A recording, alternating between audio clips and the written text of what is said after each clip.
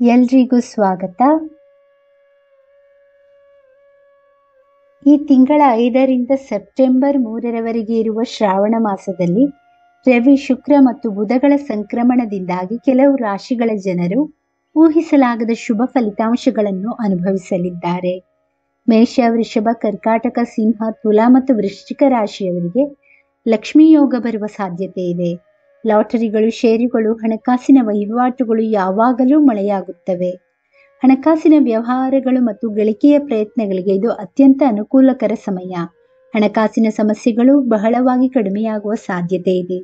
ಸುಖ ಶಾಂತಿಯ ಅನುಭವವಾಗುತ್ತದೆ. ಮೇಷರಾಶಿ.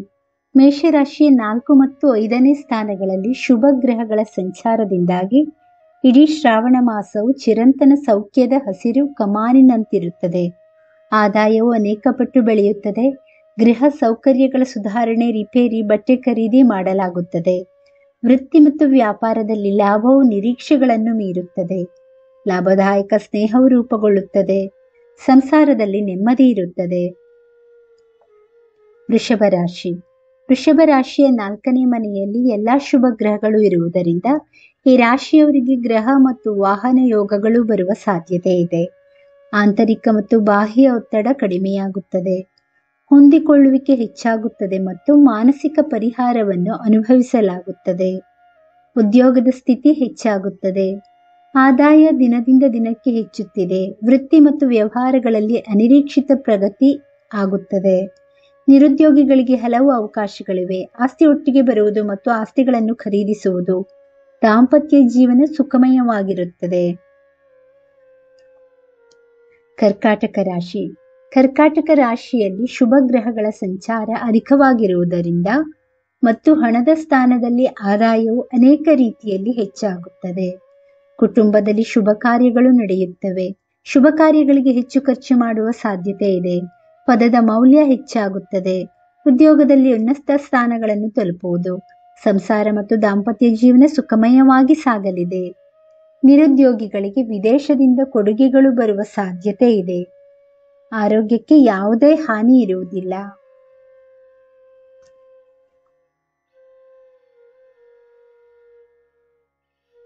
ಸಿಂಹರಾಶಿ.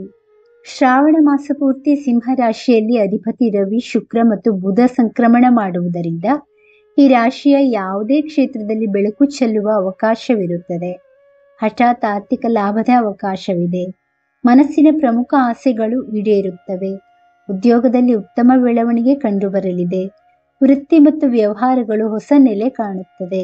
ಉದ್ಯೋಗ ಮತ್ತು ಮದುವೆಯ ಪ್ರಯತ್ನಗಳನ್ನು ಹೊರತುಪಡಿಸಿ ಅವರು ಒಳ್ಳೆಯ ಸುದ್ದಿಗಳನ್ನು ಕೇಳುತ್ತಾರೆ. ಆದಾಯವು ಅನೇಕ ರೀತಿಯಲ್ಲಿ ಹೆಚ್ಚಾಗುತ್ತದೆ ಮತ್ತು ಹಣಕಾಸಿನ ಸಮಸ್ಯೆಗಳು ಕಡಿಮೆಯಾಗುತ್ತವೆ.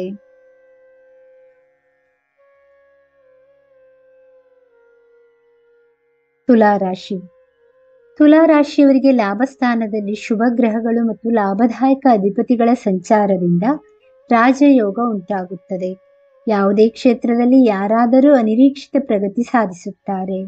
ಉದ್ಯೋಗದಲ್ಲಿ ಸೌಂದರ್ಯವಿರುತ್ತದೆ. ಬಲಾಢ್ಯರಾಗುವ ಸಾಧ್ಯತೆ ಇದೆ. ವೃತ್ತಿ ಮತ್ತು ವ್ಯವಹಾರಗಳನ್ನು ವಿಸ್ತರಿಸಲು ಪ್ರಯತ್ನಗಳನ್ನು ಮಾಡಲಾಗುತ್ತದೆ. ಲಾಭದಾಯಕ ಸಂಪರ್ಕಗಳನ್ನು ಮಾಡಲಾಗಿದೆ. ಯಾವುದೇ ಪ್ರಯತ್ನವು ಯಶಸ್ವಿಯಾಗಿರುತ್ತದೆ. ಆದಾಯವು ವಿಪರೀತವಾಗಿ ಹೆಚ್ಚಾಗುತ್ತದೆ. ಆರೋಗ್ಯದಲ್ಲಿ ಸಾಕಷ್ಟು ಸುಧಾರಣೆಗಳಾಗಿವೆ. ವೃಶ್ಚಿಕ ರಾಶಿ. 9 ಮತ್ತು 10ನೇ ಸ್ಥಾನಗಳಲ್ಲಿ ಲಾಭದಾಯಕ ಗ್ರಹಗಳ ಸಂಚಾರದಿಂದ ವೃಶ್ಚಿಕ ರಾಶಿಯವರಿಗೆ ಅನಿರೀಕ್ಷಿತ ಧನಯೋಗ ಉಂಟಾಗುತ್ತದೆ. ಹಠಾತ್ ಆರ್ಥಿಕ ಲಾಭದ ಜೊತೆಗೆ ಅನೇಕ ರೀತಿಯಲ್ಲಿ ಆದಾಯ ಹೆಚ್ಚಾಗುವ ಸಾಧ್ಯತೆ ಇದೆ.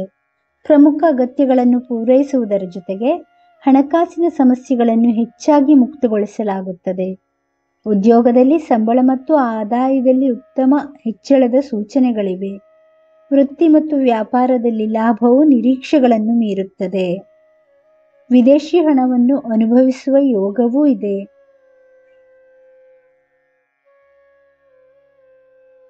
ವೀಕ್ಷಕರೇ, ಈ ಮಾಹಿತಿ ಇಷ್ಟವಾದಲ್ಲಿ ದಯವಿಟ್ಟು ವಿಡಿಯೋನ ಲೈಕ್ ಮಾಡಿ, ಚಾನಲನ್ನು ಸಬ್ಸ್ಕ್ರೈಬ್ ಮಾಡಿ. ಕೇಳಿದ್ದಕ್ಕಾಗಿ ಧನ್ಯವಾದಗಳು. Thank you for watching. Please like, share, comment and subscribe to ಐಶ್ವಾನಿ.